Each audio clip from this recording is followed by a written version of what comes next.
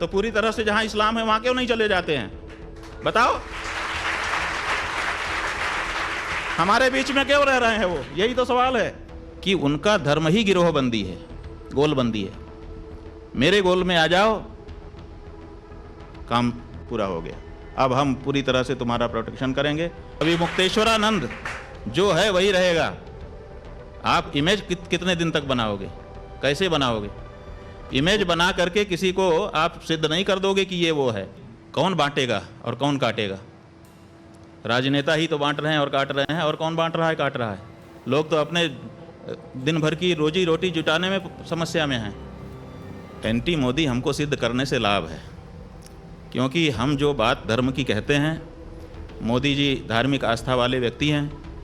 अगर वो इस बात को ठीक से समझ लेंगे तो वो हमारी बात मानने लग जाएंगे धर्म के मामले में। वो मुख्यमंत्री हैं इस समय। आप लोग उनको संत भी कहते हैं, हमको अच्छा नहीं लगता है। वो महंत और राजनेता दोनों एक साथ कोई नहीं हो सकता ना। कितना बड़ा झूठ, इतना बड़ा विद्वान पत्रकार बोल रहा है। नहीं, कितना बड़ा झूठ बोल रहा है ये पत्रकार। अच्छा, ये आरएसएस नहीं, आप हमको प्रमाण दो कि हम एनएसयूआई से कैंडिडेट थे। एक संघ के हैं, छात्र संघ के संघ के हैं, लेकिन झूठ बोल रहे हैं। नहीं, छात्र संघ के झूठ बोल रहे हैं। तो ये भी अच्छी बात है कि अगर ये बात कहीं विमर्श में थी हम या है एनएसयूआई और से आपने सामने रखा, कब कैंडिडेट तो ये भी। पहले तो मैं आपसे ये जानना चाहता हूं गुरुजी कि आपके नामों के साथ इतनी कंट्रोवर्सीज, इतने विरोधाभास क्यों जुड़ते हैं? कहते हैं कि जो दौड़ता है वही गिरता है। आप जब किसी विषय में अपनी राय रखेंगे तभी तो विमति भी आएगी, नहीं तो विमति ही नहीं आएगी। तो चूंकि समसामयिक जो संदर्भ हैं हमारे सनातन धर्म के, हिंदू धर्म के, उन पे हम अपने शास्त्र और अपनी परंपराओं के अनुसार विचार सामने रखते हैं, इसीलिए उस पे बात होती है। विवाद तो अभी तक नहीं कोई हुआ, हाँ बात जरूर होती है और वो होनी भी चाहिए।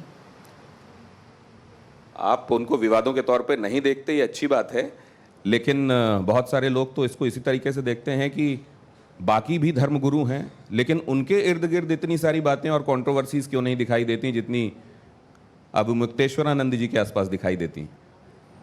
नहीं, हमने बता दिया। अगर वो भी अपनी राय रखेंगे तो उनके सामने भी ये प्रश्न आएंगे। गौ माता के लिए आपका जो संकल्प है, मैं देखता हूं कि अभी कई लोग आपसे मिलने आए थे बाहर दूसरे राज्यों से। आपने जय गौ माता करके उनसे बात की। आपकी प्रायोरिटी में, प्राथमिकता में सबसे ऊपर गौ माता दिखाई देती। राजनीतिक दल भी गौ माता को लेकर अपनी प्रतिबद्धता दिखाते हैं। भारतीय जनता पार्टी खासतौर से दिखाती है। अभी सचिन पायलट ने अपना जन्मदिन मनाया तो उन्होंने भी अपने जन्मदिन को गौ माता के लिए समर्पित जन्मदिन के तौर पर मनाया। तो सब जगह गौ के लिए समर्पण के साथ ही अगर काम हो रहे हैं तो समस्या कहाँ है? ये गाय की जो बात है ये हमारी नहीं है, ये हम हर हिंदू की बात है। और जहाँ तक प्रायोरिटी की बात है, वो तो प्रतिदिन हमारे घरों में सिद्ध होती है। जब हम भोजन बनाते हैं तो भगवान के सामने खड़े होते हैं, त्वमेव माता च पिता त्वमेव सर्वम कह करके गुरु के सामने खड़े होते हैं। आप ही ब्रह्मा है, आप ही विष्णु हैं, आप ही महेश हैं, ये सब कहते हैं। लेकिन जब हमारे घर की रोटी बनती है, हमारे माने हम हिंदुओं सनातनियों के घर की, तो सबसे पहली रोटी गुरु की भी नहीं होती, ईश्वर की भी नहीं होती, हमारे घर के बुजुर्ग और बच्चे की भी नहीं होती, वो रोटी होती है गाय की। इससे हमने ये सिद्ध कर दिया है प्रतिदिन की प्रैक्टिस से कि हमारे लिए अगर सबसे बड़ी प्रायोरिटी कोई है तो गाय है। आपने जो अभी व्यवस्था बताई, शास्त्रोक्त व्यवस्था हिंदू होने के संदर्भ में, लेकिन इसको लेकर तो जो सुप्रीम कोर्ट ने कहा और कई बार आरएसएस भी इस बात को दोहरा चुका है कि ये तो जीवन जीने का एक नज़रिया है, एक तरीका है जिसको हिंदुइज्म कहते हैं। मैं यहीं पर अवनिजेश जी को लाना चाहता हूं उनके सवाल के साथ। इस विषय पर अवनिजेश जी, ये जो महत्वपूर्ण विषय है, इसमें आरएसएस का नज़रिया, आपका विचार, और अगर स्वामी जी से सवाल है तो वो। मैं एक सवाल स्वामी जी से करना चाहूँगा कि आज जो स्थिति है, हम सब जानते हैं कि बांग्लादेश और पाकिस्तान भारत का ही हिस्सा थे। भारत से अलग होकर के 1947 और 1971 में अलग अलग देश बने।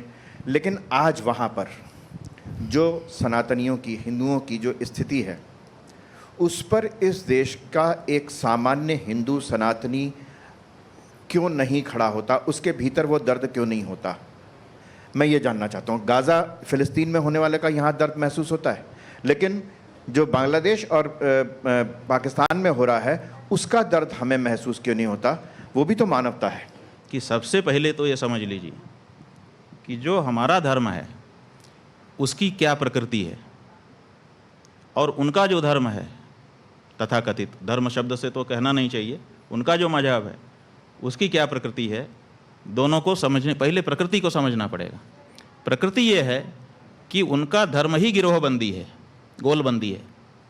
मेरे गोल में आ जाओ, काम पूरा हो गया, अब हम पूरी तरह से तुम्हारा प्रोटेक्शन करेंगे और अपने गोल से तुमको किसी हालत में निकलने नहीं देंगे, गोल के विरुद्ध कुछ करने नहीं देंगे, गोल में रहो, हम प्रोटेक्शन की जिम्मेदारी लेते हैं।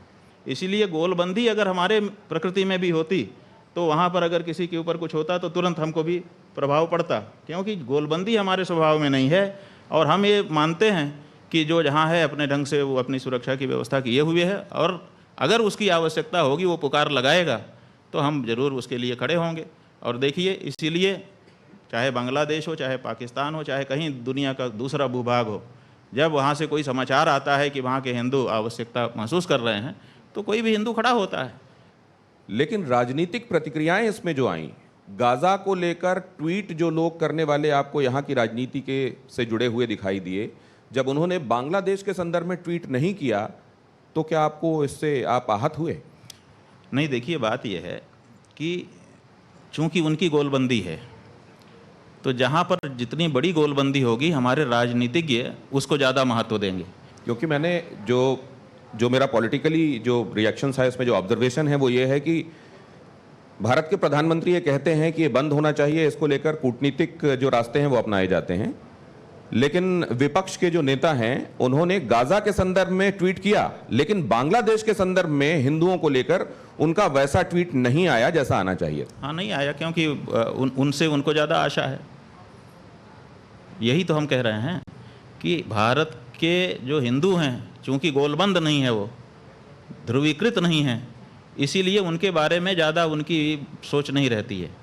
ज़्यादा उनके पास खड़े होकर के अपने आप को मैं भी आपके साथ हूँ ऐसा दिखाने की उनकी कोशिश नहीं रहती है। ये बड़ी महत्वपूर्ण बात आप कह रहे हैं, क्योंकि इतना स्पष्ट तरीके से आप ये बात कह रहे हैं और उसमें भी आपके ऊपर ये आरोप लग जाते हैं कि आप एक राजनीतिक दल की तरफ झुकाव रखते हैं और दूसरे राजनीतिक दल से आप वैमनस्य रखते हैं। ये तो आप बहुत स्पष्ट बात कह रहे हैं। ये तो ठीक है, सुविधा की बात है।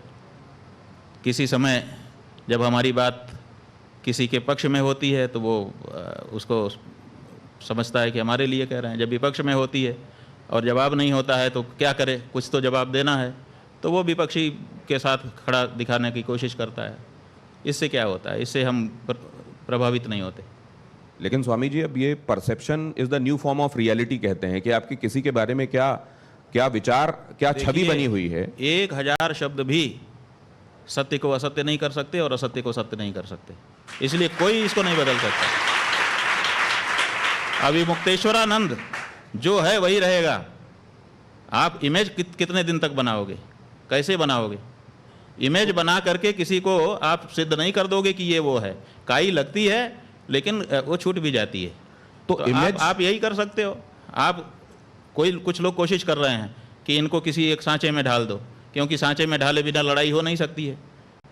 तो सांचे में डालने की कोशिशें होती हैं। उससे क्या होता है, जब हम गंगा जी का आंदोलन कर रहे थे, मनमोहन सिंह की सरकार थी, तब यही लोग कहते थे कि ये तो वाजपेयी है, अब कह रहे हैं कांग्रेसी है। इससे क्या होता है? आपकी इसी बात पर अवनीश जी कुछ कहना चाह रहे हैं। आ रहा हूँ विवेक। एक छोटा सा सवाल ये कि अभी ये बात सच सामने आई कि गोलबंदी नहीं है, हम लोग एक नहीं है, तो क्या इस समय जो भारतवर्ष की राजनीति में जातीय जनगणना की मांग इतनी जोर शोर से उठाई जा रही है, वो क्या और फर्दर हिंदू समाज को विभाजित करने की कोशिश नहीं है क्या?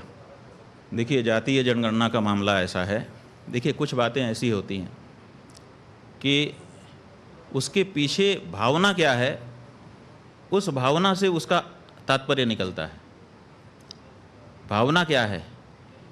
तो जातीय जनगणना हो, कुछ लोग ये कह रहे हैं, और कुछ लोग वो मतलब एकदम लगे हैं कि किसी हालत में हम तो करा के ही छोड़ेंगे, यहाँ तक कह रहे हैं, ललकार रहे हैं कि देख लेना, हम तो करा के ही छोड़ेंगे। और दूसरे हैं वो कह रहे हैं किसी हालत में नहीं होने देंगे, ये भी देख लेना, नहीं होगी। अब सवाल ये है कि ये जो जातीय जनगणना है, ये कराने से क्या फ़ायदा हो जाएगा और ना कराने से कौन सी चीज़ ऐसी है जो नहीं बिगड़ेगी? इसके होने ना होने का देश पर क्या फ़र्क पड़ेगा? कोई विशेष फर्क नहीं पड़ेगा। तो बटोगे तो कटोगे में आप तथ्य देखते हैं, सत्य देखते हैं? देखिए, कौन बांटेगा और कौन काटेगा? राजनेता ही तो बांट रहे हैं और काट रहे हैं, और कौन बांट रहा है, काट रहा है? लोग तो अपने दिन भर की रोजी रोटी जुटाने में समस्या में हैं। ये जो बांटने और काटने की बात है, ये दोनों तरफ से आ रही है, एक तरफ बांटने की बात, एक तरफ काटने की बात। ये जो बांटने काटने की बात है, ये राजनेताओं को उनके कारण आ रही है। लोग अपने जीवन में मतलब लगे हुए हैं, निरत हैं, उनको समय नहीं है इन चीज़ों के लिए, लेकिन फिर उनके दिमाग में ये बात डाली जाती है कि बटो, फिर दूसरा कहता है बट गए हैं अब कटो। तो ये सब बटो कटो ये दोनों बातें राजनीति हैं, इनका जीवन से उतना लेना देना नहीं। क्या ये बातें भी कि पहाड़ों में हो डेमोग्राफी बदलने की कोशिश की जा रही है, वहाँ खास समुदाय के लोग अपने उन जगहों पर भी इबादत की जगहें बनाते जा रहे हैं जहाँ असल में थी नहीं, अवैध जगहों पर बनाते जा रहे हैं? क्या ये बात सच नहीं है? क्या ये डेमोग्राफी चेंज लाने की कोशिश नहीं की जा रही है? डेमोग्राफी चेंज की कोई कोशिश नहीं है। डेमोग्राफी चेंज करने के लिए कोई मुस्लिम योजना नहीं है, ये हमारे देश के राजनेता हैं। वो बता रहे हैं कि तुमको हम प्रश्रय देंगे, तुम्हारा कार्ड बना देंगे, तुम्हारा ये कर देंगे, तुम रहो, हमको वोट देना।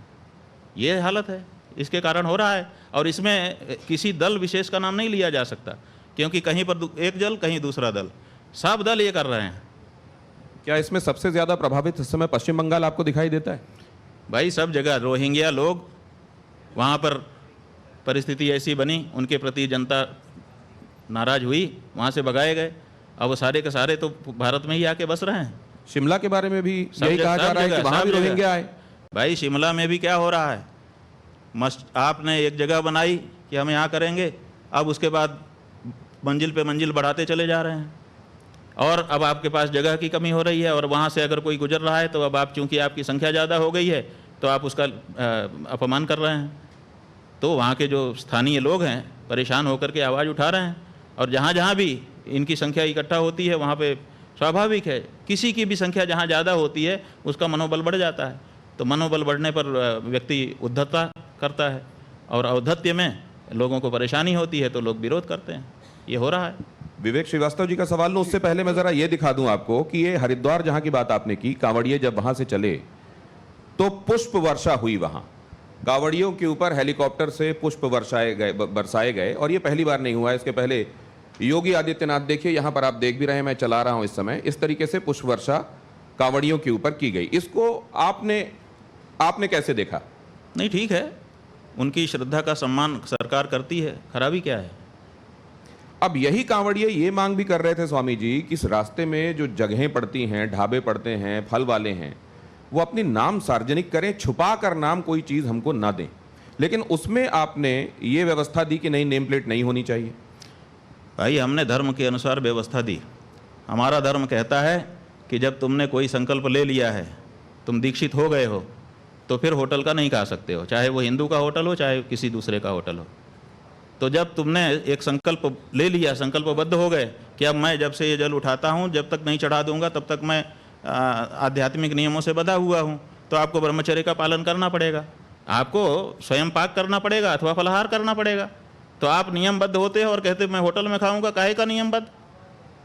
तो हमने इसीलिए कहा कि इससे इसका लेना देना नहीं है। लेकिन होटल में खा ही रहा है तो फिर क्या मतलब है नाम प्लेट लगवाने से?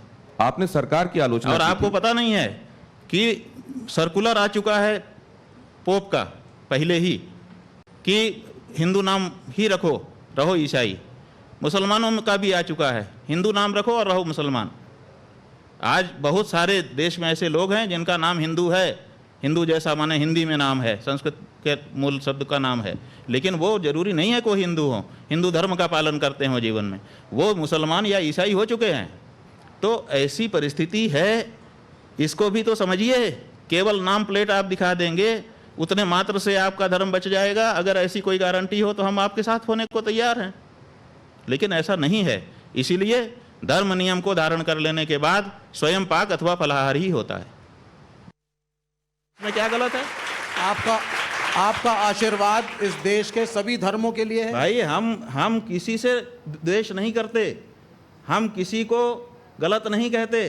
हम कहते हैं कि उनका अपना तौर तरीका है, अपने तौर तरीके से रहें, हमको चुभने वाली बात ना करें। क्यों? क्योंकि साथ रहने का मतलब है कि एक दूसरे को चुभने वाली बात नहीं करनी चाहिए, ये हम कहते हैं। लेकिन इसके कारण उनको साथ में रहना है, इसीलिए हम अपने धर्मों में परिशोधन कर लें, इसकी हमको ज़रूरत महसूस नहीं होती।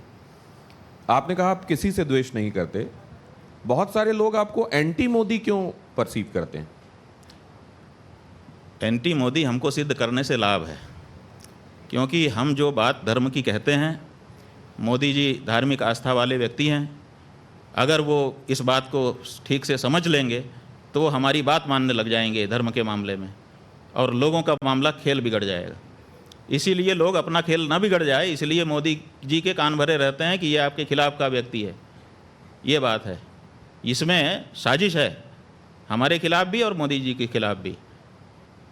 नहीं, वो तो ये कहते हैं कि अगर मोदी जी काशी कॉरिडोर बनाते हैं तो वो मुक्तेश्वरानंद भाई के खिलाफ दिखाई देते हैं। कॉरिडोर बनाएं, हम स्वागत करेंगे मोदी जी का, लेकिन समस्या ये है कि कॉरिडोर बनाने के नाम पर, एक मंदिर को अच्छा करने के नाम पे 150 मंदिर तोड़ दें।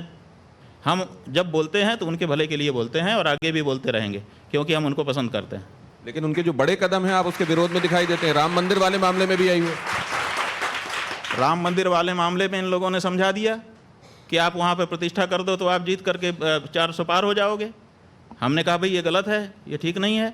हमने क्या गलत कहा था? मोदी जी के हित में ही तो कहा था। लेकिन यहाँ तो समस्या है कि दवाई है आपको ठीक करेगी, लेकिन कड़वी है। अब कह देते नहीं कड़वी मत पियो। अरे भाई दवाई है, इसको कड़वी ही पीना पड़ता है, तभी अच्छा होता है। तो मोदी जी के लिए आपके पास सारी दवाइयाँ कड़वी ही हैं क्या?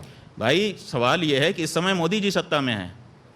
जब मोदी जी नहीं रहेंगे तब जो रहेगा उसके बारे में ऐसी कड़वी दवाई हमारे पास रहेगी। जब मनमोहन सिंह थे तब मनमोहन सिंह के लिए कड़वी दवाई थी। तीसरा टर्म है मोदी जी का, लगातार वही है, उन्हीं वही काम कर रहे हैं। वहीं से गलती होती है तो उन्हीं को कहेंगे, और किसको? लेकिन कुछ लोग कह रहे हैं कि अगर कॉरिडोर मोदी जी बना रहे थे तो हम क्या करें? बांग्लादेश के नजीबुर रहमान के लिए हम बोलें कि मनमोहन सिंह के लिए बोलें कि स्टालिन के लिए बोलें? बताइए। जब जो जहां काम कर रहा होगा उसके लिए जो जिम्मेदार होगा उसी के लिए तो बोलेंगे। तो अब तो आपने उनको आशीर्वाद दे दिया, आपने उनको रुद्राक्ष की माला पहना दी, तो मतलब अब एक तरीके से आपका आशीर्वाद उनको मिल गया है। भाई वो आशीर्वाद का मतलब अलग होता है, वो शिष्टाचार था उनका भी और हमारा भी। उन्होंने भी सामने देखा, अपने शिष्टाचार का उन्होंने पालन किया, और हमने भी जो आए तो हमने भी अपने शिष्टाचार का पालन किया। इससे ज़्यादा वो उस मुलाकात का कोई मतलब नहीं निकाला जाना चाहिए। ये यहाँ पे हम ज़रा वो देखते भी हैं, जब आपने मोदी जी को देखिए, आप जिसको शिष्टाचार कह रहे हैं, उन्होंने प्रणाम किया आपको पूरी भावना के साथ, और आपने भी पूरी सहृदयता के साथ उनको आशीर्वाद दिया और उनको देखिए हमारे अपनी माला पहनाई। जब वो आए हमारे पास तो हमारे बच्चों ने हमारे पास कोई प्रसाद रखा नहीं था, तो हमने सोचा कि अब आ ही गए हैं तो हमने अपने गले की माला निकाल करके उनको पहनाई। क्यों? क्योंकि वो आए थे, हमने उनका स्वागत किया, दिल से किया। ऐसी क्या बात है? अगर हमारे मन में कोई भी उनके प्रति दुर्भाव होता तो वही मौका था, उसी समय दिख जाता, हम ऐसे कर लेते, आप लोग उसको विश्लेषण करते होते आज की तारीख में। लेकिन हमने जब वो सामने पड़े कैसा दिल दिखाया, इसका मतलब मेरे दिल में क्या है वो दिख चुका है। अब तो कम से कम विश्लेषण सही करिए। तो अब उदारता के साथ आपने उनको आशीर्वाद दे दिया। हाँ जी, नहीं शिष्टाचार उन्होंने निभाया, हमने भी शिष्टाचार दिल से निभाया। आशीर्वाद मिला कि नहीं? आशीर्वाद हम तब देंगे जब वो धर्म के मामले में धर्माचार्यों की राय मान करके काम करें। वो जब धर्म के मामले में खुद आगे आ जाते हैं। देखिए मोदी जी प्रधानमंत्री हैं, प्रधानमंत्री के रूप में उनका स्वागत है, धर्माचार्य नहीं है वो। तो धर्म के मामले में धर्माचार्यों की राय से काम करें तो हम खुल के आशीर्वाद देंगे।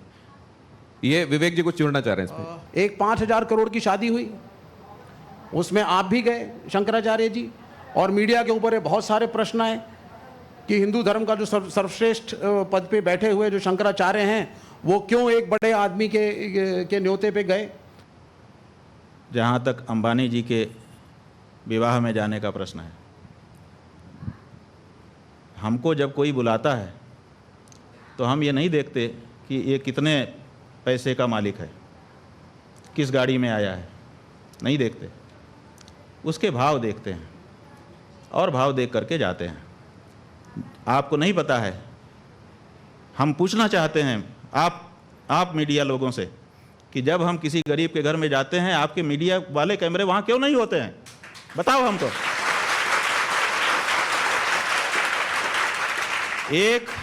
एक अंबानी के विवाह में हम गए, आप हमसे प्रश्न पूछ रहे हो। 1000 गरीबों के घर में हम जा चुके हैं अभी तक। हमारे तो लाखों लोग हैं, अगर कहोगे हम एक जगह से खड़ा कर देंगे। 1 लाख से कम लोग निकल जाएं अगर हमारे स्वयं के, जिनके घर में बिस्तर नहीं था बैठने के लिए, चबूतरे पर बैठे हुए हैं, हम जाते हैं और उसी खुशी से जाते हैं जिस खुशी से हम उनके यहाँ गए, और उसी हृदय से आशीर्वाद देते हैं। विवेक जी असल में मीडिया वाले नहीं हैं, लेकिन गुरुदेव ने मीडिया के ऊपर ये आरोप लगाया है, तो एक निवेदन मैं ये करता हूं गुरुदेव कि हमको अगर कभी ये पता चलेगा कि आप किसी गरीब की कुटिया में जाने वाले हैं, अगर हमको सूचना मिल जाएगी तो हमारे कैमरे निश्चित रूप से वहां पहुंचेंगे कि एक शंकराचार्य किसी गरीब की कुटिया में पहुंच रहे हैं। हमारे लिए ये बहुत बड़ी खबर निश्चित रूप से होगी और हम उसको दिखाएंगे। लेकिन अगर आपको कभी ऐसा अनुभव हुआ है तो निश्चित रूप से आपको कहने के लिए अपनी तरफ से आप कह ही सकते हैं, लेकिन हमको कैमरा नहीं चाहिए कहीं पर। लेकिन स्वामी जी, जब भगवान की प्राण प्रतिष्ठा हुई भगवान राम की, उस दिन न जाने हिंदुस्तान में कितने सारे लोग अश्रुपूरित थे, भाव विवल थे, उसमें संत समाज भी था। आपको नहीं लगता कि जो थोड़ी बहुत कमी रह गई होगी वो अश्रु अपने आप वो धो रहे थे उस दिन, क्योंकि ये 500 सालों का इंतजार था? देखिए, 500 सालों का जो इंतजार है, आप बहुत देर से भूखे हो तो क्या कच्चे ही खा लोगे? कम से कम पाक पका के तो खाओ, नहीं तो पेट में जाकर के दर्द हो जाएगा। बुभुक्षितः किम द्विकरेण भुंक्ते, बहुत ज़्यादा भूखे हो तो 2 हाथ से थोड़े खा सकते हो, मुंह तो एक ही है। इसलिए एक कवर को खा के उसको चबा करके तब अगला कवर डालना पड़ता है मुंह में। तो कितनी भी जल्दबाजी हो, कितना भी त्वरा हो, लेकिन एक नियम है, उसको तो पालन करना ही चाहिए। देखिए, वहाँ पे भगवान विराजमान हो गए, उसके आंसू थे वो, बड़े मंदिर छोटे मंदिर के आंसू नहीं थे। हमारी जगह पे हम फिर से आ रहे हैं, इस बात के आंसू थे, और वो आंसू छोटे मंदिर में भी हो सकता था। क्यों नहीं आपने कर दिया? आप बड़े मंदिर की बात करते हैं, फिर बड़े मंदिर से छोटा मंदिर को ही अपना लेते हैं, और अंत में उस मंदिर को भी पूरा नहीं बना पाते हैं अपने अनुसार। खुद एक संत उत्तर प्रदेश के मुख्यमंत्री हैं, कहीं ऐसा तो नहीं है कि सब चीज़ें विधान के हिसाब से सही हुई, लेकिन जो कहते हैं मुंडे मुंडे मतर भिन्ना, उस वजह से ये बातें हो रही? देखिए, विधान कोई मुंड में नहीं होता है। आपकी ये गलत धारणा है कि विधान मुंड में होता है।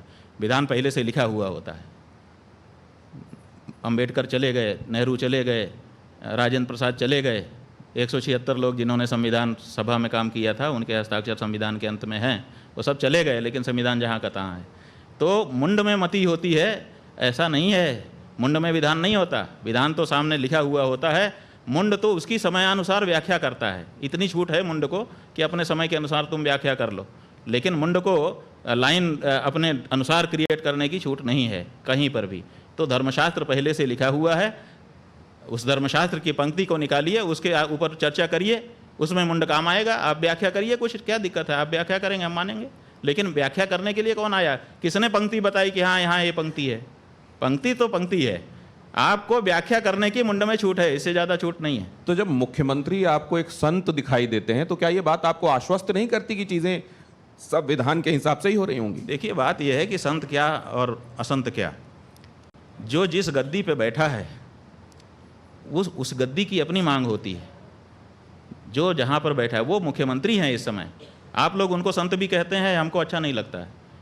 वो महंत और राजनेता दोनों एक साथ कोई नहीं हो सकता, न्याय नहीं कर पाएगा, इसलिए क्योंकि संत की जो गद्दी है उसकी अलग बात है, और जो राजनेता की गद्दी है, मुख्यमंत्री की गद्दी है, उसकी एक अलग बात है, उसकी अपनी मांग है। देखिए, हम हिंदू हैं, हम हिंदू धर्म के अनुसार रहेंगे, हमको छूट है, लेकिन हम जब राजा बन जाएंगे तब हम सबके बाप हो जाएंगे, सबके पिता, पालक, सबके प्रति हमारे समान भाव होंगे, तब हिंदू मुस्लिम हमको नहीं दिखेगा।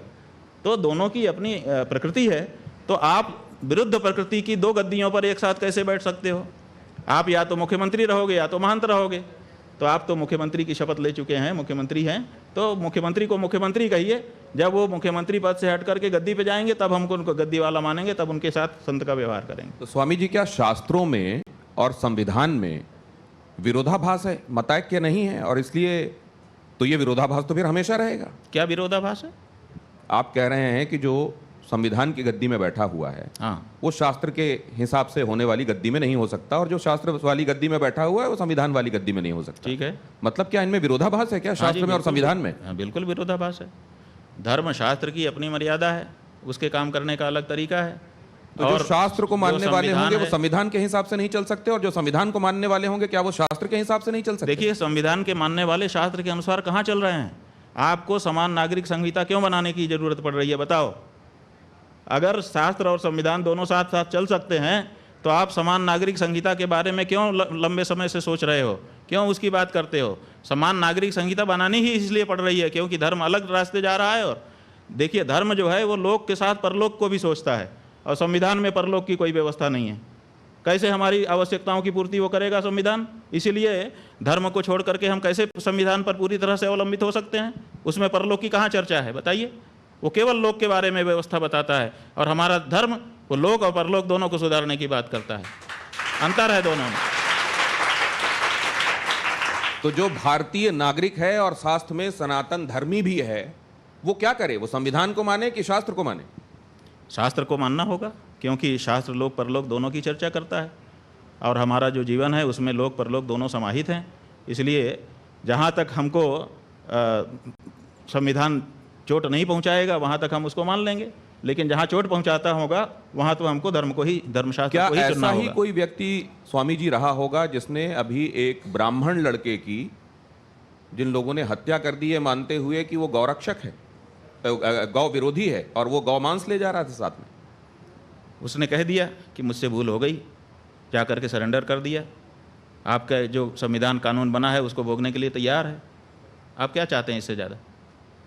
आपकी पुलिस को मशक्कत भी नहीं करनी पड़ी, बहुत सारी टीमें भी नहीं बनानी पड़ी। वो तो स्वयं सामने आ गया, आकर के उसने समर्पण कर दिया कि मुझसे भूल हो गई, गलती हो गई, और मैं तैयार हूँ, जो आपका कानून है उसके अनुसार मुकदमा चलाइए, सजा दीजिए। तो गौ रक्षा के लिए जो लोग कानून हाथ में लेते हैं, वो आपके हिसाब से ठीक करते हैं? भाई, गौ रक्षा के लिए कानून हाथ में लेने के लिए हमको आदेश है। हमारे शास्त्र कहते हैं कि गौ हत्यारे को गोली मार दो, है आदेश। हमने अपने मन पे पत्थर रखा है और भारत की सरकार से अपेक्षा की है कि ये हमारे हृदय पर जो चोट है उसको दूर करेंगे। कानून दूर नहीं कर रहा है तो आखिर हिंदू कब तक ये सहता रहेगा? 75 से ज़्यादा साल हो गए, हम छाती पे पत्थर रख करके बैठे हैं कि हमारी माँ को मारा जा रहा है, कानून कुछ न कुछ हमारी मदद करेगा। लेकिन स्वामी जी, सड़कों पे गाय घूमती हैं। भाई, सड़कों पे गाय क्यों घूम रही है? सुन लीजिए जरा। क्योंकि आपने उसको पशु घोषित कर रखा है। और नहीं, और कूड़ा उसको पशु सूची से हटाइए, नहीं घूमेगी, हम गारंटी ले रहे हैं। हाँ, आपके कैमरे के माध्यम से रिकॉर्डिंग कर लीजिए। वो ठीक है, आप उसको पहले पशु सूची से हटा दीजिए, हम गारंटी ले रहे हैं, हम गारंटी ले रहे हैं, रिकॉर्डिंग करके रख लीजिए। लेकिन आप उसको पशु सूची से हटाइए। प्रेम कुमार जी को एक बार ले आऊं, उसके बाद अपनी जी आप एक्स्ट्रा कॉन्स्टिट्यूशनल नहीं हो जाएगा अगर हर नागरिक, हर धर्म, आप तो हिंदू धर्म के हर नागरिक नहीं, बहुमत। देखिए, आप हर नागरिक, हमारी बात मत करिए जी। जो बहुमत का फैसला होता है आप वाले सिस्टम में वही माना जाता है। जिसके पास एक ज्यादा वोट आ जाएगा वो लाखों वोटों को व्यर्थ बना करके स्वयं जीत जाएगा। लेकिन कॉन्स्टिट्यूशन क्या है? बहुमत ही तो कॉन्स्टिट्यूशन है। पुलिस, बहुमत अगर होगा कॉन्स्टिट्यूशन बदल लोगे आप। लेकिन गौरक्षक दल, कॉन्स्टिट्यूशन बदलने के लिए 400 पार की बात कही जा रही थी ना। आपके पास बहुमत हो, कॉन्स्टिट्यूशन भी बदल लीजिए। आपने 100 बार से ज्यादा बदल लिया है कॉन्स्टिट्यूशन को बहुमत के कारण, तो आप बहुमत की आवाज को कैसे दबा सकते हैं? ये बहुमत की आवाज है कि गाय की हत्या नहीं होनी चाहिए, बहुमत की आवाज है, आप इसकी उपेक्षा नहीं कर सकते। लेकिन इस देश में कोर्ट भी है, वकील भी है, कोर्ट है, पुलिस तो भी हम है। कहाँ कह रहे हैं? तो गौरक्षक दल अगर इनको साइड करके खुद न्याय करने लगेंगे, हाँ, खुद न्याय करेगा। आप अपने कानून के है। अनुसार उनके ऊपर मुकदमा चलाइए। हम उसको मान रहे हैं कि हम जिस देश में हैं उसका कानून मानेंगे। हम भारत में हैं, भारत का जो कानून है कि अगर हमने हत्या की है तो उसके लिए हमको दंड जो तय मिले, वही तो हम कह रहे हैं कि उस व्यक्ति से गोली चल गई, उसने कहा कि मैं मुझसे गलती हो गई है, इससे ज्यादा क्या करेगा वो? स्वामी जी, लेकिन वो कानून को पालन ही तो कर रहा है, और क्या कर रहा है? स्वामी जी, अगर आप कह रहे हैं कि शास्त्र के हिसाब से चलना चाहिए, तो दूसरे धर्मों के भी तो शास्त्र हैं, वो अपने हिसाब से चलेंगे। हाँ तो चले ना, कहाँ मना कर रहे हैं हम, कहाँ मना कर रहे हैं? बिल्कुल हम यही चाहते हैं कि वो भी अपने शास्त्र के अनुसार चलें। क्यों नहीं अपने शास्त्र के अनुसार चलते हैं? उनके शास्त्र में लिखा रहा है कि सबसे उत्तम निवास वो है जहाँ पर पूरी तरह से इस्लाम हो। तो पूरी तरह से जहाँ इस्लाम है वहाँ क्यों नहीं चले जाते हैं? बताओ, हमारे बीच में क्यों रह रहे हैं वो? यही तो सवाल है। वो पूरी तरह से अपने धर्म का पालन करें, इसी के लिए 57 देश बना लिए उन्होंने। नहीं, लेकिन देश तो और सबका अपने है। अपने चले जाएं, वहां पे पालन करें। और वक्फ बोर्ड के नाम पे जहां पे नहीं है वहां चले जाएं और जमीनों को एनक्रोच कर लें। क्या चीज? वक्फ बोर्ड के नाम पे जमीनें भाई encroach कर लें। हमारा वही कहना है कि उनको ऐसे जहां पर उनके धर्म के अनुसार का वातावरण नहीं, उनको क्यों रहना चाहिए? विशेष करके तब जब धर्म के नाम पे उन्होंने हमारे देश का एक टुकड़ा बांट तो लिया। फिर वो दारुल हरम वाला जो कॉन्सेप्ट है वो फिर उसका क्या? वही हम कह रहे हैं कि उनको अपने धर्म के अनुसार रहने की छूट है, लेकिन वो अपने वातावरण में जाके करे। वो हमारे वातावरण में हमको रहने दे। प्रेम कुमार जी को लाता हूं मैं इसमें। प्रेम कुमार जी। शंकराचार्य जी ने कई हेडलाइंस दिए हैं आज की बातचीत में। गो हत्या क्या है? गो हत्या पर आप कह रहे हैं बलि देना, किसी को मांस के हिसाब से, खाने के हिसाब से पशु की हत्या करना, गाय की हत्या करना, गाय के संदर्भ में गो हत्या, सिर्फ यही गो हत्या है? क्या भूखे गौशालाओं में मरती हुई गायें ये गो हत्या नहीं है? इसके लिए कभी आपने कभी कोई आवाज़ नहीं? क्यों गाय गौशालाएं में गायों की हत्या, मौत, वो हत्या मैं मानता हूँ, लेकिन वो गो हत्या नहीं है क्या? उस पर भी तो कोई दृष्टि होनी चाहिए। मैं एक और सवाल रखता हूँ, मेरी आवाज़ में थोड़ी तलखी आ रही है, मैं क्षमा मांगता हूँ, लेकिन और भी बात आ रही है। नहीं, जिस जैसे आपके मन में भाव है वैसे ही व्यक्त करिए, हम इसका स्वागत करते हैं। ठीक है। मैं धन्यवाद। एक साथ साथ और भी बातें हैं। भाई कश्मीर में पंडित विस्थापित हुए ना, कितने लोगों को बसाया गया, कितने पंडितों को बसाया गया, और इसके लिए किया क्या? एक हिंदू धर्म के शंकराचार्य के नाते हिंदू पंडितों को वहां बसाने में क्या किया गया? आपका क्या योगदान रहा? सरकार को जवाबदेह बनाने के लिए आपने क्या किया? ये तो सवाल हम आपके सामने रखते हैं। सबसे ज़्यादा गायें कौन पाल रहा है? हमारी गौशालाएं पाल रही हैं। हमको इस बात का गर्व है। और आप ये मत कहिए कि व्यक्तिगत मेरे नाम से कितनी संपत्ति है, वही संपत्ति मेरी है। हिंदू धर्म का जहाँ जहाँ जो कुछ भी अवस्थापन है वो सब हमारा है, शंकराचार्य होने के नाते। जितनी गौशालाएं हैं वो सब हमारी हैं, और हम वहाँ पर गौओं की रक्षा कर रहे हैं। जो गौएं मरी हैं, जिसकी रिपोर्टिंग आपके पत्रकारों ने की है, 99% वो गौशालाएं हैं जिनमें सरकारी अनुदान आ रहा है। उन गौशालाओं में गाय की हालत खराब हुई जब आपने कहा कि हम इस गौशाला में अनुदान करेंगे। अनुदान का जो पैसा है वो भ्रष्टाचार की भेंट चढ़ गया और गाय मर गई। आप निकाल लीजिए, सारी रिपोर्टिंग निकाल लीजिए।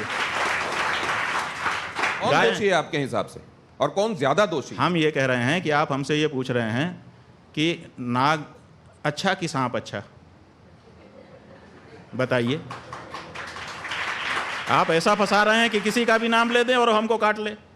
ये दोनों तरफ हम कह रहे हैं ना, 78 साल से ये पीड़ा हमारी किसी ने वो कह रहे हैं कि नाग अच्छा या सांप अच्छा पूछने के पीछे एक कारण है। अब निजेश जी क्या कारण है? हाँ, क्या कारण? अभी आप सर्वाधिक प्रतिष्ठित पद पर हैं आप, लेकिन संन्यास धर्म करने से पहले, स्वीकार करने से पहले आपका एक पार्टी से संबंध रहा।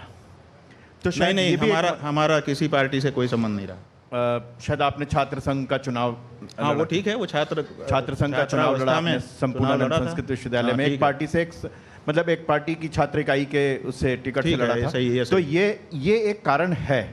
एक स्पष्ट बोलिए, आप क्या कहना चाह रहे हैं? कि मतलब उस समय, आज मैं, स्वामी जी हमारे लिए बहुत ही सम्मानित हैं, लेकिन एक समय जब छात्र जीवन में थे तो उस समय NSVI की टिकट पर आप वहाँ पर छात्र संघ के, देखिए ये कितना बड़ा झूठ, इतना बड़ा विद्वान पत्रकार बोल रहा है। नहीं, कितना बड़ा झूठ बोल रहा है ये पत्रकार। अच्छा, ये RSS नहीं, आप हमको प्रमाण दो कि हम NSVI से कैंडिडेट थे। एक संघ के हैं, छात्र संघ के संघ के हैं, लेकिन झूठ बोल रहे हैं। नहीं, छात्र संघ के झूठ बोल रहे हैं। तो ये भी अच्छी बात है कि अगर ये बात कहीं विमर्श में थी हम या है NSVI और आपने से सामने रखा, कब कैंडिडेट, तो ये भी अच्छी बात है। नहीं, छात्र संघ के नहीं, हम झूठ नहीं स्वीकार कर सकते। छात्र संघ का अध्यक्ष का चुनाव लड़े थे। एक सेकंड, आपने कहा कि NSVI NSVI के कैंडिडेट हम कब रहे ये प्रमाणित करें।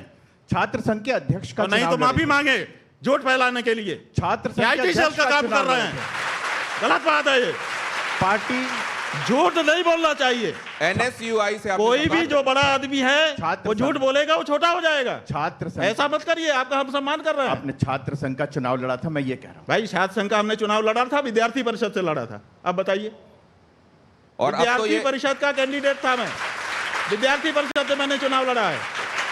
अब बताइए, वो भी एक पार्टी थी ना, ठीक है पार्टी थी, हम कहा वो भी एक पार्टी थी ना सर। हम तो झूठ बोलने पर आपको कह रहे नहीं हैं। नहीं नहीं, वो भी एक राजनीतिक दल ठीक है, के रूप में था राजनीतिक ना। ये तो चलता है। और भी, क्योंकि विमर्श ये चलाया जा रहा है आप लोग देश ये में। बताते हैं कि ये छात्र इकाई है, राजनीति से इसका कोई लेना देना नहीं। ज्ञानशील एकता परिषद की विशेषता, ज्ञानशील और एकता के लिए हम परिषद में गए थे, राजनीति करने के लिए नहीं गए थे। और आप अगर विद्यार्थी परिषद के ऊपर ये कहते हैं कि वो भी राजनीति की इकाई है, तो आप इसका मतलब कि अभी रहस्य ही नहीं जानते हैं।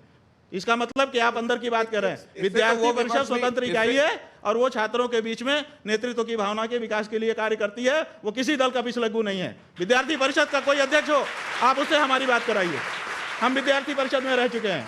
आप हमारे ऊपर ये आरोप लगाएं कि आरोप नहीं है। हम पार्टी आज एक बहुत गलत, बड़ी- हम राजनीतिक पार्टी नहीं है। स्वामी जी, दिनेश वो जी, आरोप नहीं एक लगा छोटी सी रहे। बात, उन्होंने आज एक बहुत बड़ी सामने साफ बात आ गई कि जो एक विभ्रम फैलाया जा रहा था, स्वामी जी के मुख से स्वयं ये बात सामने आई कि वो किसी राजनीतिक पार्टी और खासतौर से एनएसयूआई के टिकट पे नहीं लड़े। ये बहुत बड़ी सच्चाई सामने आई क्योंकि है। ऐसा क्योंकि आपके ऐसा बारे में आपके बारे में विमर्श फैलाया जा रहा रहा था, इसलिए उन्होंने बात रखी स्वामी जी। तो इससे उनसे नाराज मत होइए। ये अच्छा हुआ कि ये बात सामने आ गई वही और हम कह जवाब रहे हैं आ ना गया। कि झूठ भी बहुत कुछ फैलाया गया है।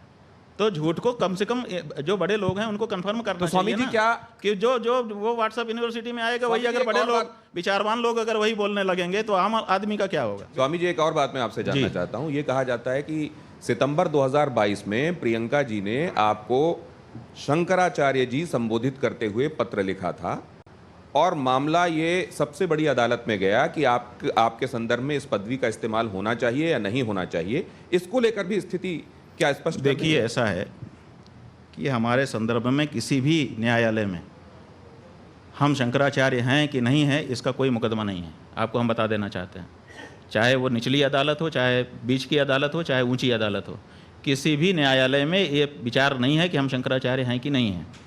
पहली बात।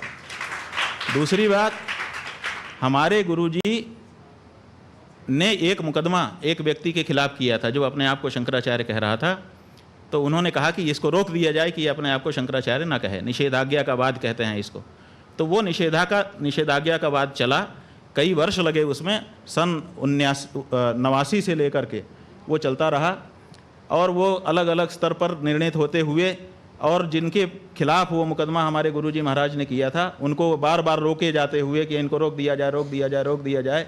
अब वो सुप्रीम कोर्ट में आया हुआ है। उसको गुरुजी हमारे लड़ रहे थे क्योंकि हमारे गुरुजी शंकराचार्य हैं कि नहीं इस पर विवाद नहीं था। हमारे गुरुजी ने कहा कि मैं शंकराचार्य हूँ, इनको रोक दिया जाए, उस पर वो मुकदमा चला था और वो अभी सुप्रीम कोर्ट में चल रहा था। उसको लिंगर ऑन टैक्टिस की जा रही है क्योंकि जो प्रतिपक्षी थे हमारे गुरुजी के सामने वो सिद्ध हो गया कि वो सन्यासी नहीं है। जहाँ तक प्रियंका गांधी के पत्र की है, तो जब हमको शंकराचार्य पद पर अधिष्ठित किया गया तो देश के बहुत बड़े बड़े लोगों ने और हमारे जो सामान्य भक्त लोग हैं उन सब ने अपने अपने ढंग से, बहुत सारे लोग, लाखों लोग वहाँ इकट्ठा हुए। उसके बाद हजारों लोगों ने पार्टिसिपेट किया, सैकड़ों लोगों ने पत्र लिखे,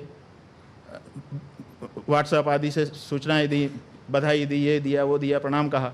उसी में कुछ बड़े लोगों ने पत्र भी लिखे। उसमें आनंदीबेन पटेल ने भी पत्र लिखा जो राज्यपाल हैं उत्तर प्रदेश की, और यही संबोधन के साथ लिखा। हाँ जी, उन्होंने कहा कि ज्योतिषपीठ के शंकराचार्य के रूप में प्रतिष्ठित होने पर आपको हम अभिनंदन कर रहे हैं। अनसुईया उइके जो छत्तीसगढ़ की राज्यपाल थी, उन्होंने भी पत्र लिखा। मध्य प्रदेश के शिवराज सिंह और उनके मंत्रिमंडल के कई मंत्री वहाँ उपस्थित ही रहे। जो केंद्रीय मंत्री थे प्रहलाद पटेल जी, वो वहाँ उपस्थित ही रहे, उन्होंने अपना व्याख्यान दिया, उसकी रिकॉर्डिंग पड़ी हुई है। तो ऐसी परिस्थिति में सारे ही लोग कर रहे थे। उसी में प्रियंका गांधी का भी पत्र गया। ये तो प्रियंका गांधी के पत्र जाने मात्र से हम अगर शंकराचार्य हो गए होते या प्रियंका गांधी शंकराचार्य बना सकती है, ऐसी उसकी मतलब परिस्थिति है, तो बात अलग है। अगर वो बना सकती है एक पार्टी की नेता होने के नाते, तो ये राज्यपाल लोग नहीं बना सकते, मुख्यमंत्री और केंद्रीय मंत्री नहीं बना सकते। ये प्रश्न ये लोग क्यों गए हमारे पास और इन्होंने नहीं बनाया क्या? तो ये जो है केवल एक प्रियंका गांधी का पत्र निकाल करके उतने मंच में से और उसको कोई दिखाए और उसको आप लोग फिर लगातार पब्लिश करें, इसीलिए तो 10 करोड़ का मानहानि का दावा हमने हाई कोर्ट में किया है। अब उसमें सबको जवाब देना पड़ेगा।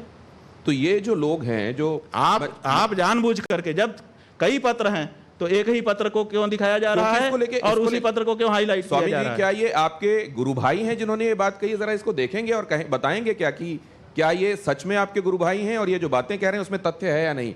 दिखाएंगे क्या प्लीज आप?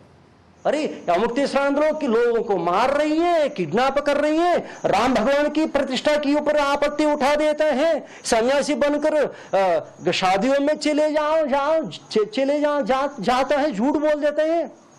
केदारनाथ जी का 228 गोल्ड क्या गायब हो गया। अरे भाई मुक्तेश्वर को पीतल क्या होता है, सोना क्या होता है, ये भी पता नहीं, क्योंकि ये भी एक डुप्लीकेट है ना। उसमें आएंगे, उसमें चिट्ठा खोलेंगे। अभी असली चिट्ठा खोला तो बहुत समस्या हो जाएगा। देखिए, ये है वो।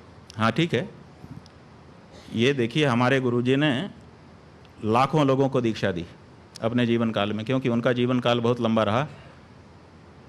1940 से वो महात्मा हो गए थे और उनके शिष्य बनने लगे थे। आप समझिए कितना लंबा। उनका 80 साल से अधिक का सन्यासी जीवन था और आरंभ काल से ही उनके प्रति लोगों का आकर्षण था। लाखों लोगों को उन्होंने दीक्षित किया। कौन उनका शिष्य है, कौन शिष्य नहीं है, वो अलग बात है। लेकिन हमारे यहाँ ये सन्यास में नियम है कि गुरु जिसको ये दंड है, देखिए ये दंड जिसको अपने हाथ से पकड़ाता है वो उसका दंडी सन्यासी शिष्य माना जाता है। और ये हमारे गुरुजी के 3 ही शिष्य थे। एक का अब देह छूट चुका है, 2 हम लोग हैं, एक द्वारका के शंकराचार्य जी हैं, एक हम हैं। इनके अलावा किसी को महाराज श्री ने अपने हाथ से दंड नहीं दिया, इसलिए उनका कोई दंडी सन्यासी शिष्य नहीं। तो ये व्यक्ति जो है गुरुजी का दंडी सन्यासी शिष्य नहीं है, एक बात। दूसरे वो कह रहा है कि ये लोगों को मार रहे हैं। आप बताइए, मार रहे हैं तो कभी तो कोई रिपोर्ट करता? आप लोग पत्रकार हैं, कहीं तो आता कि भाई इन्होंने हत्या कर दी? कहीं किसी थाने में तो दर्ज होता हमारे खिलाफ कि इन्होंने हत्या की है? वो नहीं दिखा रहा है। फिर कह रहा है ये किडनैप कर रहे हैं लोगों को। किडनैपिंग का कोई केस हमारे खिलाफ अभी तक उसने दिखाया नहीं। फिर वो कह रहा है कि सोने पीतल का इनको भेद नहीं है। और फिर उसी वक्तव्य में अभी जो आपने नहीं दिखाया, हमको दिखाया गया है, उसी में कह रहा है कि इन्होंने सोना गायब कर दिया। आपने सोना गायब कर दिया? हाँ, माने मठ का सोना गायब कर दिया। तो अगर हमको सोना पीतल का भेद नहीं पता था तो हमने पीतल क्यों गायब नहीं किया, सोना ही क्यों गायब किया? नहीं माने खुद की बात पे स्थिर नहीं रह पा रहा है वो। और फिर वो कहता है कि 228 किलो सोने की बात करते हैं। हमने अकेले ने थोड़े की है, उसमें तो पूरा मीडिया, 50 मीडिया घराने शामिल हैं जिन्होंने 230 किलो सोने की, 228 किलो सोने की बात की है। अकेले हम हो तो हम उसके बारे में बात तो क्या 228 किलो सोने को लेके आप लोगों की तरफ से कोई FIR दर्ज कराई गई है? देखिए, बात यह है कि 228 किलो सोने के बारे में हमने अकेले नहीं कहा है। सब मीडिया ने 1 महीने तक इस स्टोरी चलाई है। और जो कमेटी है, कमेटी ने उसको विज्ञप्तियाँ जारी की हैं, कमेटी ने वक्तव्य जारी किए हैं और वीडियो आया है, फोटो आए हैं। वहाँ पर 6 महीने के लिए विशेष सुरक्षा की गई है सोने की। ये सब ऑन रिकॉर्ड है। क्या FIR करें आप बताओ? हमारा ही मंदिर है भाई, शंकराचार्य के रूप में हमारा मंदिर है बद्रीनाथ केदारनाथ। शंकराचार्य जी ने उसका उद्धार किया है और हमारी ही कमेटी है। हम किसके खिलाफ FIR करें? आप बताइए। हमने जो हमको कहना था कहा और साफ कहा। और हमने क्या कहा? हमने किसी चोर नहीं कहा। हमने कहा भाई ये बातें बहुत ज़्यादा उठ रही हैं, इस पर जांच करा लेना चाहिए।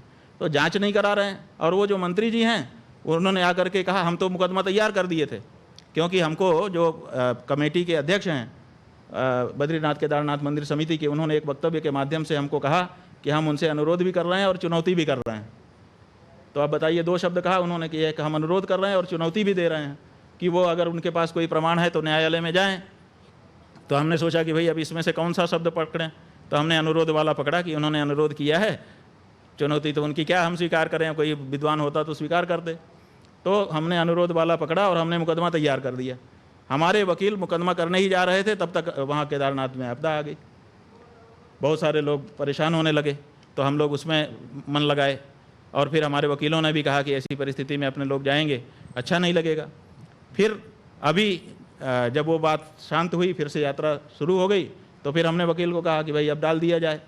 तो उन्होंने कहा कि जो मंत्री जी हैं वो कह रहे हैं कि हमने जांच करा ली है, सरकार के पास हमारी जांच पड़ी हुई है, हम उसको सार्वजनिक करेंगे।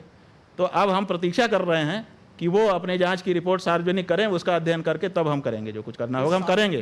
कि इस मानहानि वाले संदर्भ में कोर्ट का रिमार्क जो ये आया कि साधु संत तो मान अपमान से सम्मान निरादर आदर ही सब संत सुखी विचरंत मही वाला जो भाव था, उसको आपने कैसे देखा? वो कहते हैं कि साधु संतों का क्या मान क्या अपमान।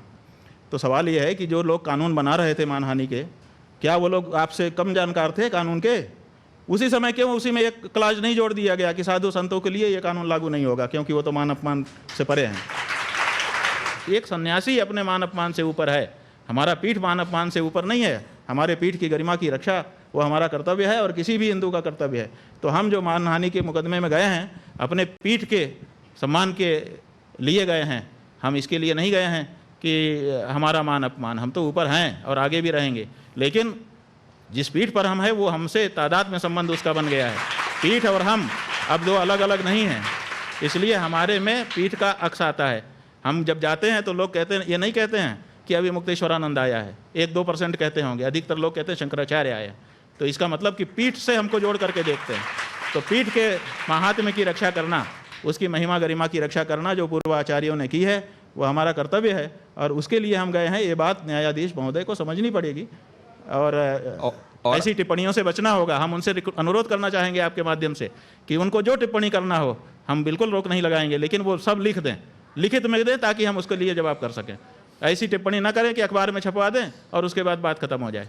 तो अब इस चर्चा के आखिरी चरण की तरफ मैं बढ़ रहा हूं, लेकिन एक सवाल ये कि सनातन धर्म के जो मानने वाले लोग हैं, वो जब ये देखते हैं कि आप प्रधानमंत्री नरेंद्र मोदी को आशीर्वाद देते हैं तो बहुत सारे लोग उसमें प्रसन्न होते हैं, लेकिन फिर वो ये भी देखते हैं कि उद्धव ठाकरे जो बड़ी दूर तक भारतीय जनता पार्टी के साथ हिंदुत्व का ही झंडा लेकर चलते रहे, आज वो तुष्टीकरण वाले खेमे में खड़े हुए हैं, लेकिन आपका आशीर्वाद उनको भी मिल जाता है।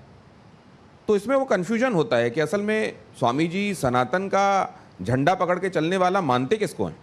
देखिए, बात यह है कि ये जो आपका सवाल है, प्रश्न है, इसी में जवाब छिपा हुआ है कि कुछ लोग ये चाहते हैं कि एक मामले में हमारी मोनोपोली हो। मोनोपोली क्यों देखते हैं आप? दोनों हिंदू पार्टी है, दोनों को हमारा आशीर्वाद है। शिवसेना भी तो हिंदू पार्टी है, तो आप एक को ख़त्म करके मोनोपोली क्यों करना चाहते हो? वो भी हिंदू है, उनको भी हम आशीर्वाद दे रहे हैं ताकि वो भी बढ़ें, आप भी बढ़ें। तो क्या आप ये मानते हैं कि कांग्रेस ने तुष्टीकरण किया या नहीं किया? आप इसको कैसे देखते हैं? भाई, हम इसके निर्णायक नहीं हैं, इसके निर्णायक जनता है और जनता आगे भी निर्णय करती रहेगी। लोगों का काम है अपने अपने ढंग से अपनी अपनी करनी को दिखाएं, जनता निर्णय करती है। हम कौन होते हैं कि किसी के बारे में कहने वाले? तो राजनीति का तो यही चरित्र है इस समय। नहीं, राजनीति में यह चरित्र है तो हम अपने सब हिंदू भाइयों को कहना चाहते हैं कि देखो, राजनीति करने वाले को हिंदू धर्मशास्त्रों के अनुसार विश्वासघात करने की छूट नहीं है, तो जान लो। ये मत कहो कि हम राजनीति में हैं इसलिए हमको तो ये छूट है। विश्वासघात तो फिर भी पाप ही होता है, दोषी होता है, इसलिए वो उसकी प्रिविलेज नहीं ले सकते आप। तो अगर कोई एक व्यक्ति किसी एक पार्टी में नेता है और उसको ये लग रहा है कि पार्टी अब सिद्धांतों के अनुरूप नहीं, अरे तो 5 साल प्रतीक्षा करो ना, फिर नए चुनाव में नई पार्टी में जाकर के लड़ लो। तुम आए थे बिना सोचे विचारे आ गए थे, आंख बंद करके, नींद में आ गए थे कि नशे में आ गए थे पार्टी में? जिस समय चुनाव लड़ रहे थे उस समय सब ठीक था और बाद में अचानक तुमको लगता है कि ये पार्टी ठीक नहीं है, इसके विचार ठीक नहीं है, अब वो जिसका हमने विरोध किया वो पार्टी ठीक हो गई। अगर वो भी ठीक हो गई, तुम्हारे मन में कोई बात आ गई, अंदर जाने पे तुमने देख लिया, मान लो, तो कम से कम जब जिसके साथ आए हो अगले स्टेशन तक तो ट्रेन में ही रहोगे कि बीच में कूद जाओगे? मैं एक बात बहुत स्पष्ट कहना चाहता हूं कि बड़े इंटरव्यूज मैंने लिए हैं और उसमें बड़े चुभने वाले सवाल भी पूछे हैं, ऐसा भी पूछा है जो लोगों को असहज कर देता है, लेकिन जितनी स्पष्ट तरीके से, जितने एक्सप्लिसिट तरीके से बातों को स्वामी जी रखते हैं, बिना लाग लपेट के रखते हैं, बगैर घुमाए फिराए रखते हैं, ये मैंने बहुत कम देखा है और इसके लिए साधुवाद स्वामी जी। अब ये आपके पास दो, ये जिसमें एक में यस लिखा हुआ है और एक में नो लिखा हुआ है। वैसे तो ये टेबल टेनिस हाँ, ना के लिखते तो अच्छा होता, हम अंग्रेजी में जवाब हम देंगे शंकराचार्य जी। मुझे मालूम है कि आपको यस या नो के बारे में बहुत अच्छे से चीजें पता है और इन सवालों के संदर्भ में तो बहुत ही अच्छे से पता है। वैसे तो मेरा काला तो जो ये है, अनुरोध ये काला जो है ये ना होगा और लाल जो है हाँ होगा। काला ना होगा और लाल हाँ होगा। यस नो मैं नहीं दिखाऊंगा, अंग्रेजी शायद में ये हम आंग्ल भाषा की वजह से। अगर ये हिंदी में लिखा होता तो स्वामी जी उसको हाँ या ना के तौर पे दिखाते। ये मुझे मंजूर है जी। क्योंकि टाइम्स नाउ नवभारत है, ये हिंदी का चैनल है। बिल्कुल ठीक है अगर आप यस या नो की जगह हाँ या ना में जवाब देना चाहते हैं। तो ये रैपिड फायर है और वैसे तो मैं अपने मेहमानों से अनुरोध करता हूं कि उनको हाँ या ना में से कोई एक जवाब देना होता है, लेकिन मैं धर्माचार्य से इस समय बात कर रहा हूं तो उनके पास ये सुविधा है कि अगर वो समझते हैं कि ये दोनों नहीं तो दोनों मिला देंगे। मिला देंगे। तो मेरा अब ये राउंड शुरू होता है, इसको रैपिड फायर। आप लोगों को मजा आ रहा है ना इस इंटरव्यू में? ये है रैपिड फायर राउंड। इसमें जल्दी जल्दी सवाल पूछे जाते हैं और जल्दी जल्दी उसका उत्तर इसलिए यस या नो में आता है। पहला तो ये है सोचने का मौका ना हो, ताकि सोचने का मौका सही ना। अंदर जो है वही निकले, ये मतलब। तो पहला सवाल इसमें यह है कि अयोध्या में राम मंदिर बना है, यह सही है या गलत है? अयोध्या में राम मंदिर बना है, यह सही है। मोदी सरकार में हिंदू गर्व से भरा हुआ है, यस या नो? हिंदुओं पर खतरा इस्लामिक कट्टरपंथ से है। रोहिंग्या बांग्लादेशियों को देश से बाहर करना चाहिए। क्या जाति की राजनीति सनातनियों को जोड़ेगी? क्या जाति की राजनीति सनातनियों को जोड़ेगी? अब यहां पे ये रैपिड फायर समाप्त हुआ यस या नो के तौर पर। अब केवल दो नाम हैं, एक है राहुल गांधी और एक है नरेंद्र मोदी। स्वामी जी राहुल गांधी का नाम उसमें ठीक समझते हैं या नरेंद्र मोदी का नाम ठीक समझते हैं? अब ये उनसे अनुरोध है, सनातन संस्कृति के रक्षक कौन? वो कह रहे हैं इन दोनों का ही नाम इसके संदर्भ में वो नहीं लेंगे। आतंकवाद से बेहतर मुकाबला कौन कर सकता है, नरेंद्र मोदी या राहुल गांधी? अब इसमें कैसे हम हाँ ना कहेंगे? ये तो आपको अच्छा, नाम लेना है, नाम लेना। हाँ नाम लेना है।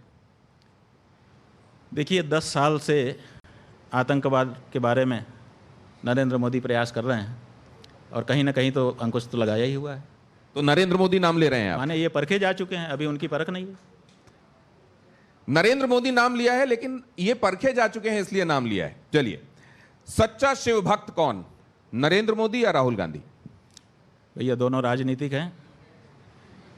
शिव भक्त तो जो होगा, देखिए शिव भक्त का पहचान क्या है?